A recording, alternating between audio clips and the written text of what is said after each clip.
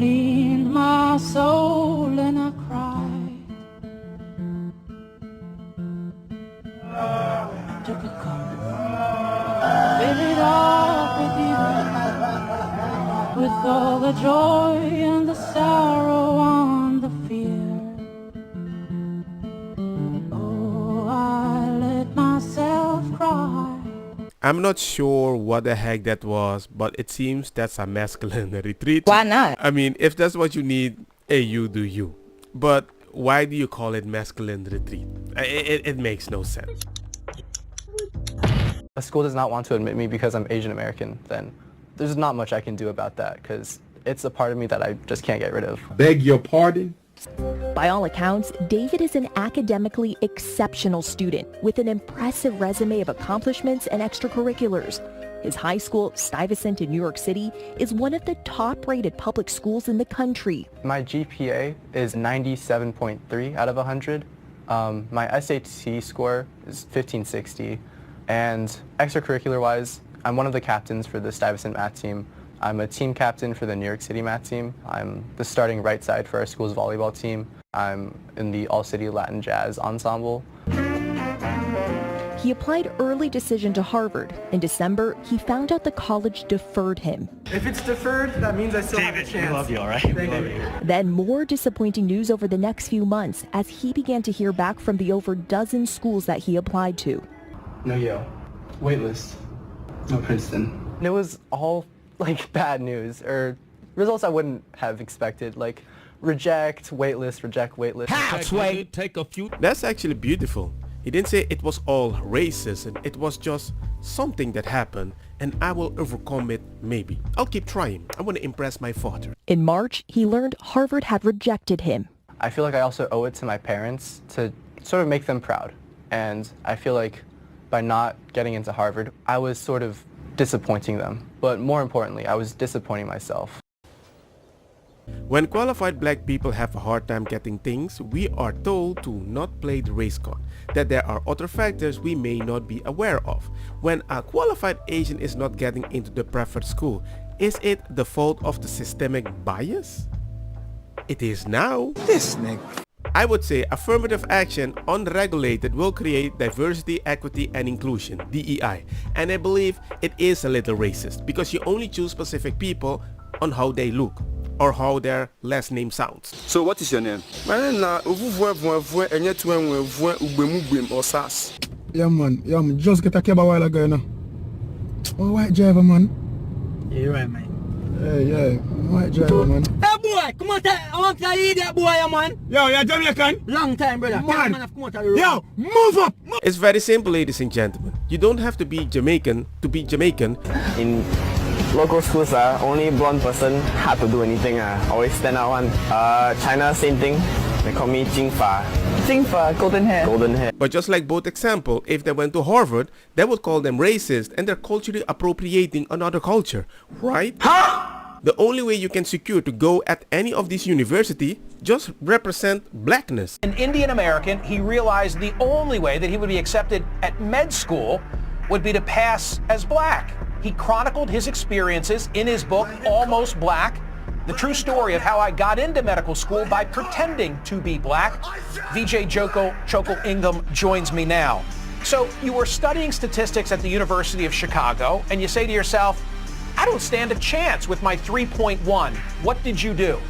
Well, I shaved my head, I trimmed my eyelashes, and I decided to join the organization of black students so I could apply to medical school as a black man. I also used my middle name, Jojo.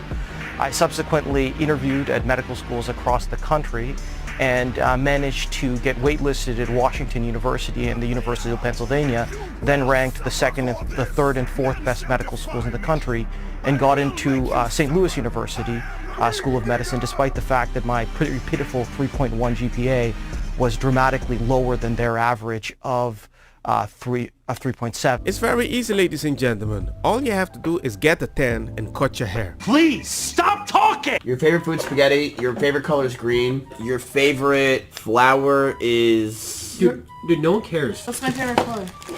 Black, obviously. You finished?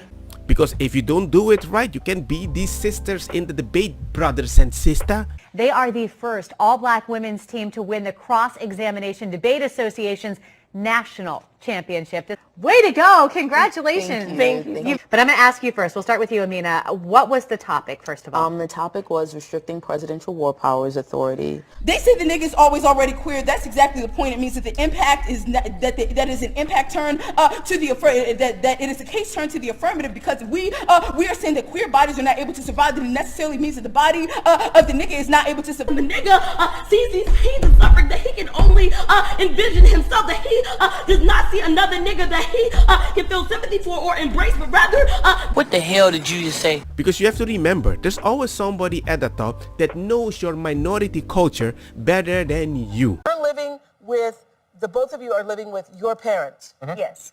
And how does that work? Go on, say it.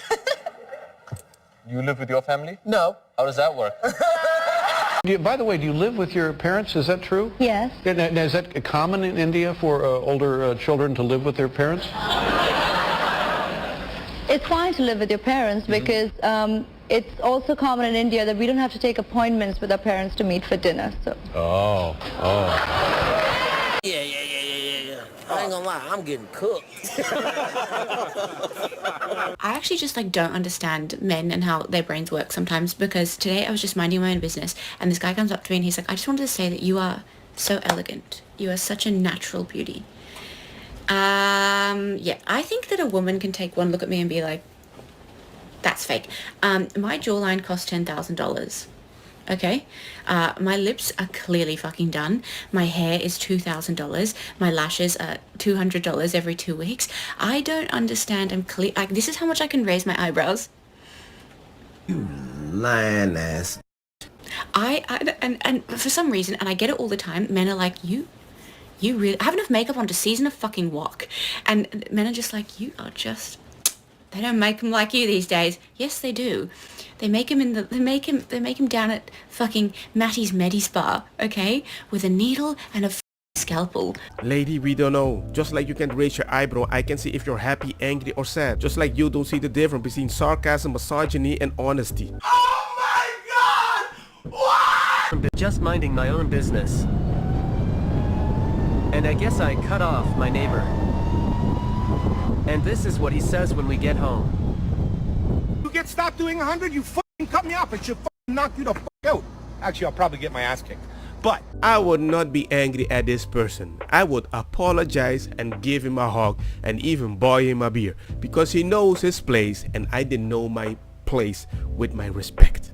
Even if he's not right, he still was nice enough to admit it. Beautiful trans women out here, tell us about your transition, how it went. Can I hold this, please?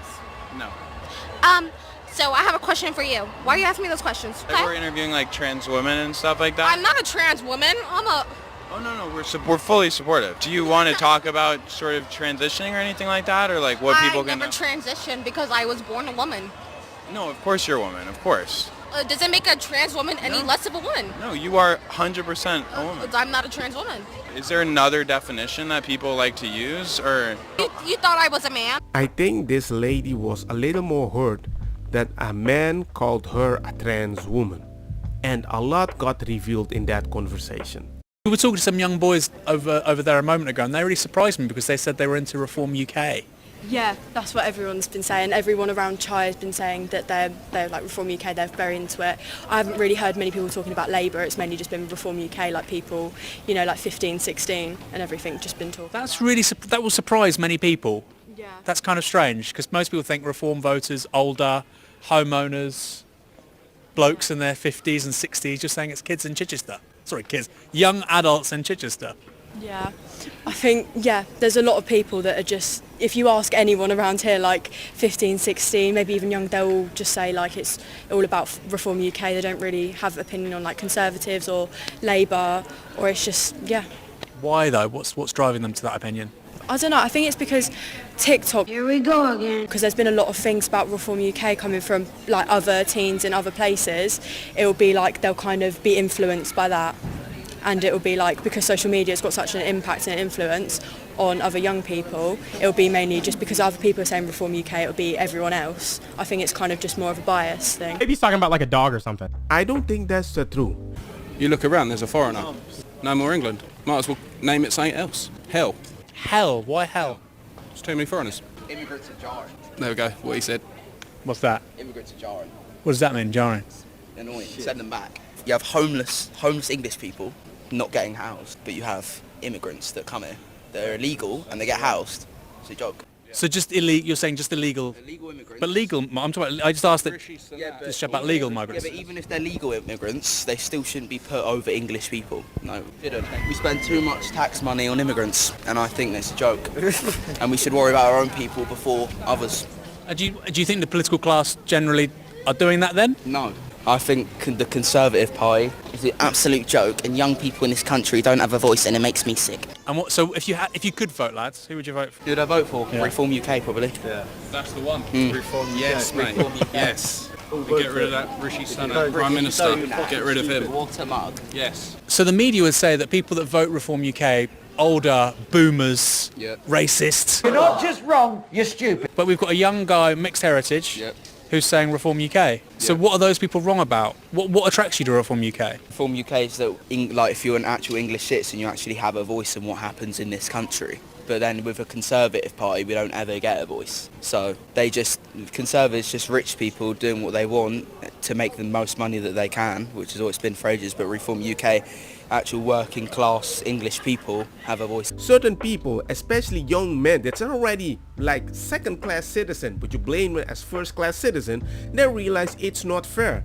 And you beat them consistently. The rich doesn't help, the other one tells us to care about other people, and at one point, integrity is lost when the metaphors doesn't reach you. You can blame this on TikTok. It's just that men are realizing that a lot of people don't really care about them on both parties. The point is, nobody cares about them, and now they're speaking out.